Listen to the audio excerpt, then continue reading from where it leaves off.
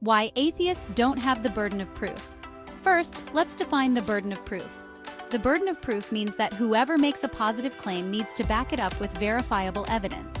This principle ensures that discussions are grounded in reality and not just in personal beliefs or unfounded assertions. So if someone says a unicorn lives in their backyard, it's up to them to show the proof. You wouldn't just take their word for it without any evidence. The same logic applies to the existence of a God.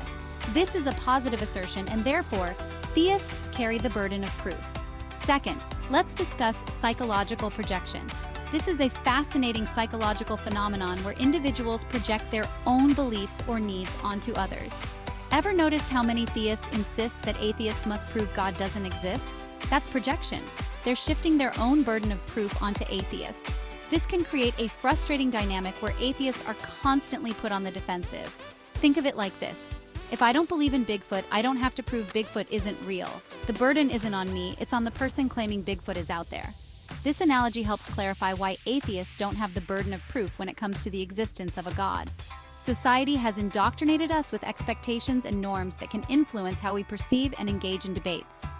Ever been in a conversation where you're asked to justify why you don't believe in something? Atheists are often put in a position where they have to defend their lack of belief, while theists get a free pass to assert their beliefs without the same level of scrutiny.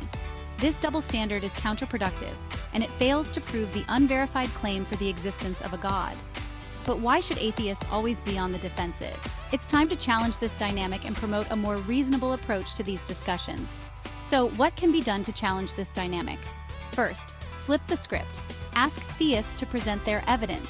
This shifts the burden of proof back to where it belongs. Encourage free thinking by questioning societal norms. Challenge the status quo and promote open, evidence-based discussions. When someone says, "Prove God doesn't exist," respond with, "Why should I?" The burden of proof is on you. This response can help shift the conversation and encourage a more reasonable dialogue. Remember, promoting free thinking is about encouraging open dialogue and critical thinking. It's about holding everyone accountable to the burden of proof when making a positive claim. This approach fosters a more inclusive and rational discussion. Here's a deep question to ponder. How can a belief be considered valid without verifiable evidence to support it? Don't forget to like, share, and subscribe to Freethinker's Journey.